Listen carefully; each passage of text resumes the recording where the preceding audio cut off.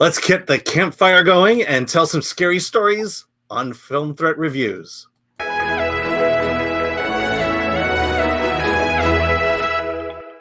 I'm Alan Ning. I'm with Zorianna Kit, and today we review the movie Scare Me, appearing on Shudder. During a power outage, two strangers tell scary stories. The more Fred and Fanny commit to their tales, the more the stories become real. Soon Fred confronts his ultimate fear, that Fanny is the better storyteller. Written and directed by Josh Ruben, stars Josh Ruben, Aya Cash, and Chris Redd. So we should just probably talk about just the basic idea. We're in a cabin in the woods, a nice scary location. Franny and Fred, they are both writers who happen to meet on the road, and due to a power outage, they're together. And now they're kind of daring each other to tell scary stories. And that's kind of the conceit of this movie. It's mostly about storytelling. What did you think of the film?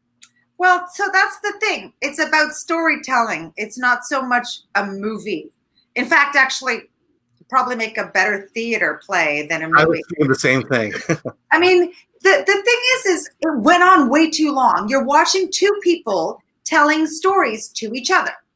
And they're not even like amazing, engrossing stories where you're at the edge of your seat, like listening to a story. You're just watching two people. I felt like I was watching a showcase, an actor showcase, where two actors are trying to show me how much they can imitate voices, how much they can act and do all this stuff, and you know, hopefully maybe get hired for something else later. And primarily with the male character, who's actually the writer, the director, Josh Ruben. I felt the same way you did, but I think I'm on the more liking end of it. I did have a concerning the fact that it is storytelling, it's people talking. They use a minimal amount of special effects and sound design to kind of enhance those stories. But particularly Aya Cash, I thought she did a really good job. But yeah, it does go on for a long time, and we are telling stories, and you know, I think to me they did just enough to pique my interest throughout the whole film. But you know, it is people talking. Yeah, I was getting bored, and it wasn't until Chris Redd from Saturday Night Live shows up as the pizza guy, and they have a third person, and the storytelling kind of goes into this fantasy land that I was like, oh, okay, like this I can get into. Like, now we're talking. But you know, then he leaves. That was the end. He introduced the drugs into the picture. Yes, exactly. And then we're back with the two, and so I just, you know, I was just sort of wondering, like, why, and like the leads weren't even that likable. Both of them had major flaws as characters. They weren't designed to be likable. We weren't necessarily rooting for one versus the other. She wasn't the nicest. He wasn't the nicest. So I don't even know who our protagonist here is that we're rooting for. So it was just kind of meh. Yeah. You know, to me, the issue, and I think what kind of made this a less than film, was the overall tone. You know, it's billed as a horror comedy, and I kind of wish it leaned a little more toward the horror, because once the comedy was introduced and kind of leaned into, all fear and all anxiety and apprehension just kind of disappears at that point. And so we're not really scared. You know, I don't like scary movies. I'm not a big horror fan. And by no means was this movie scary enough when it really, I felt like, could have. And I think had they gone in a more horror direction, a more anxiety building direction, it would have been a much better movie, even without having to change the script, so to speak.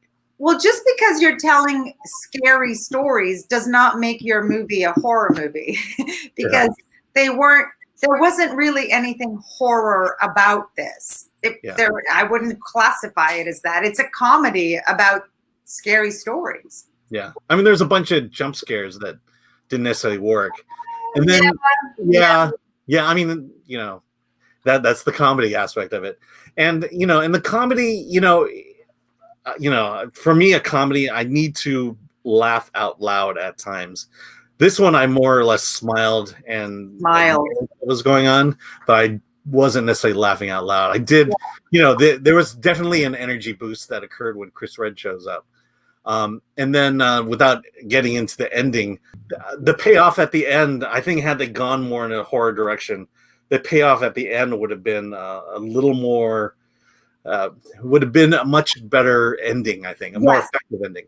Yes, exactly. You do have to sort of stay through the initial credits to get to the actual ending of the film, because it ends and then the credits come in, and then it's a sort of flash forward to, and then there's like a quick little scene that truly ends the movie. But by that time, like, you just didn't really care anymore. You just didn't.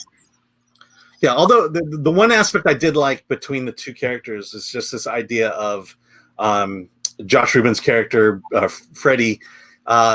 He's a struggling writer who meets a successful writer, and then there's that dynamic of they really play into that dynamic, and I think that's why I was more engaged in the story than probably you were. Well, the concept was clever. It really was clever. And I do have to, just say that it was definitely an original way of telling a film. It's not something that we've really seen. So, that gets points for me, but I still wasn't as engaged as I wanted or should have been in this movie. Okay, so seeing that you were not exactly enthralled with the story, and the performances were not that great to you.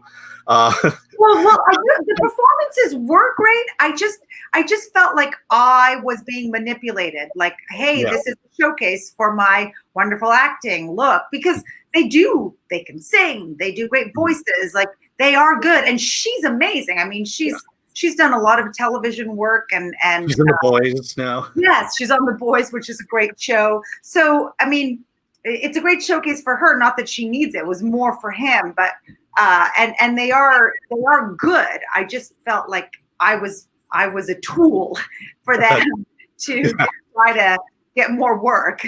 Right. So I'm gonna guess you gave it a 5.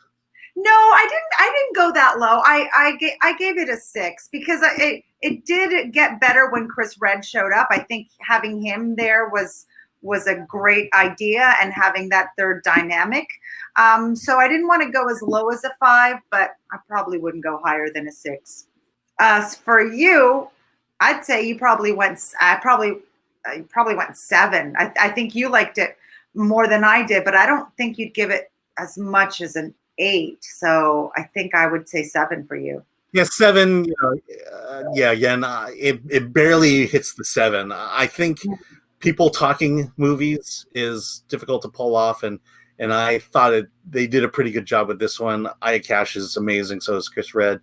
Josh was good, maybe because he wrote, directed, and starred in it. He was a little. It is a good showpiece for him. I mean, it is. Yeah. Like, kudos to him. Yeah, but I would agree with you. It makes a much better theatrical play than it does a movie. Yeah, I think go see this in a theater. I'd pay some money and sit and watch it unfold in front of me. So, anyways. All right. Well, this is Scare Me. Be sure to like, subscribe, and comment on our YouTube channel.